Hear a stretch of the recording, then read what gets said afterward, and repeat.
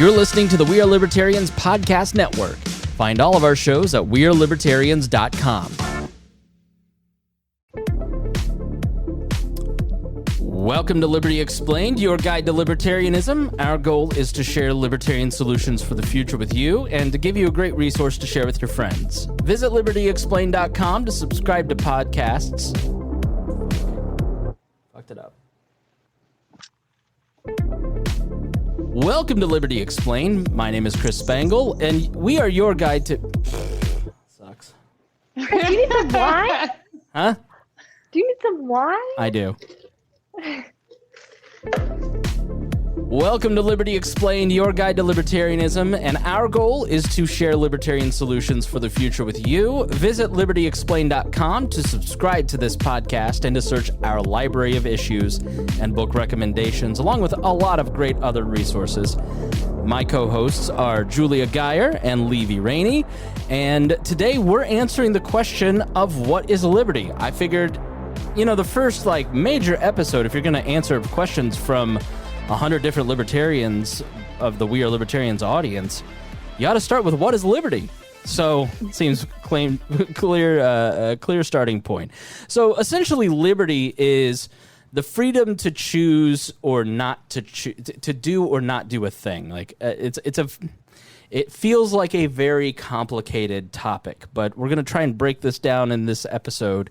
And so liberty is the freedom to do a thing without interference from the outside, from outside forces. So I want to do something, and, Levy and Julia can't gather together and go, we're going to stop him from wearing blue checkered shirts with the point of a gun. That's an outside force that is coming in and violating my free will. So the less outside interference in the decision that we're making, the freer we actually are. And the most common form of interference is the threat of violence or force if the wrong choice is made. And liberty is often associated with the idea of free will, which is defined by Wikipedia as the ability to choose between different possible courses of action unimpeded. Now, we're going to... Levy, go ahead. I have a question. Yes. So what is the difference here in liberty and freedom? Okay. Are they the same thing or are they different? Very similar, but different. And then there's autonomy that jumps in there. So why don't you explain exactly what freedom is? Well, so the difference between freedom and liberty is they're usually considered synonyms that mean the same thing, but they do have slightly different definitions. So freedom is generally having the ability to act or change without constraint.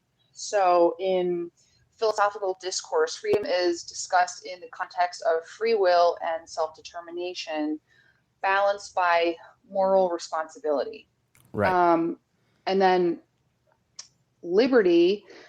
So broadly speaking, liberty is the ability to do as one pleases. It's a synonym for the word freedom. In modern politics, liberty is the state of being free within society from oppressive restrictions imposed by authority on one's way of life, behavior, or political views. Sometimes liberty is differentiated from freedom by using the word freedom primarily, if not exclusively, to mean the ability to do as one wills and what one has the power to do, and using the word liberty to mean the absence of arbitrary restraints, taking into account the rights of all involved. So let me pause there, Julia, because liberty and freedom. So freedom, Levy, is the broader notion of freedom versus that outside force blocking you. Liberty is more about what moral responsibilities do you have to others. Now, there's many different definitions between all these different things. That's kind of the one that we're going with. What moral responsibility do you have for others? So you have the freedom to do something, but the liberty from something else. So it's more, that's a very esoteric thing. Hopefully that makes some sense. Does freedom follow liberty? Like you're given liberty, therefore you have more freedom? More like freedom follow. So you have freedom and then liberty springs from that based. So liberty is almost the measurement of how much outside force there is, whereas freedom is just the pure state. Yeah, okay, that's well put. So Julia, tell us more about like the term liberty. So the exercise of liberty is subject to capability and limited by the rights of others. So liberty entails the responsible use of freedom under the rule of law without depriving anyone else of their freedom. So it's freedom is more broad in that it represents a total lack of restraint or the unrestrained ability to fulfill one's desires. For example, a person can have the freedom to murder, but not have the liberty to murder, as the latter example deprives others of their right not to be harmed. So liberty can be taken away as a form of punishment. In many countries, people can be deprived of their liberty if they are convicted of criminal acts. Yeah, so that murder example, and that's really where libertarians, like, a lot of times people go, you're all anarchists. Like, no, you don't have the right to harm people, to take their stuff, to lie to them and defraud them in a contract situation. So you have the freedom to kill whomever you want. There isn't anybody standing over your shoulder if let's say your brother makes you mad, as he might often do. You have the freedom to kill him, but you don't have you can have your liberty taken away if you perpetrate that act, because you're taking away his freedom to live, essentially. Does that clarify it at all? Yeah, that helps a lot. So Julia, there's also the concept of autonomy. Libertarians also mention this word a lot, so we wanted to define that word. What exactly is autonomy? Autonomy is the quality or state of being self-governing. It is self-directing freedom and especially moral independence, and it's also a self-governing state. All right, so there's a lot of philosophy. So what does it actually mean? Liberty and freedom are the goal for libertarians, along with self-autonomy, self-government, essentially. Individuals should be able to govern themselves because the individual knows how to plan their life in coordination with other people better than one person could govern another, right? So I know what's best for me, and even though Levy and Julia are my friends, they may have opinions on what's best for me, but they may not know all the ins and outs of what goes on in my head, for instance. So currently, the governments that we live under, regardless of where you're at, limit our ability to truly be free. Yeah, I think this definition, or the word autonomy, really speaks to someone's self-interest. Do you agree, Chris? Yes, exactly. Yeah, and that's a big thing in libertarianism. So, like Chris was saying, no one can determine your self-interest better than you, because they're not you. It's your self-interest. So it is very individual based. Yeah, you know all the factors inside your head, and so even if I were, even if I text messaged you my journal at the end of the day, you still don't know all the factors of what go into my daily life, and so why would I want to turn over decision-making power to you? Let alone, let's say we form a committee, then you've added 4 other perspectives or 50 other perspectives. Let alone outsourcing autonomy to Washington, D.C. and allowing those people. You know how to govern your life and be autonomous better than anybody else. Now, this doesn't mean that anybody can do what they want, right? This is the common tactic to beat up on libertarianism. Without government, without the ability to take away your liberty, without the ability to constrain you through these things, you'll just do whatever you want. You'll treat other people however you want. And that's really a scare tactic because, Julia, it doesn't mean that you can do whatever you want. It doesn't. There still will be laws and consequences in a truly free society. Like, a free society doesn't mean like it's like a murderous show. It's not Somalia, right? Means like Yeah, like you're free to do what you want as long as you're not hurting or negatively affecting other people. So there will be laws and consequences in a free society. The difference is that each person actively participates in the crafting of those rules. Murder, fraud, theft, and other crimes would still carry penalties as they violate the free will of others. Right. And so if you harm other people's property or their person, then you will face consequences. And so it doesn't mean that, you in a libertarian society will not have rules. It's right. That you will get to participate in the creation and decide what rules you want to participate under. You are going to advocate for or against certain things and how you relate to the group in your local community. And you have the ability to walk away, to leave, and to go to other areas, other localities that will allow you a better set of rules. And so people often say, well, that sounds utopian, but people really in America have the freedom. This is sort of how we live. The federal government is involved in a lot, especially in funding things, but you really have a lot of choice. I live in Indianapolis. Levy lives in southern Georgia in a rural area. I live in a suburban area. Julia lives in an urban area on the East Coast. We live in very different rules and levels of autonomy and freedom in America. And so when people say, oh, this is not a free country anymore, it's not necessarily true. You get to actively participate in the choice of where you want to live. We're saying, let's do more of that, because giving more of the autonomy to people and individuals is great. So, Levy, does that kind of help clarify things somewhat?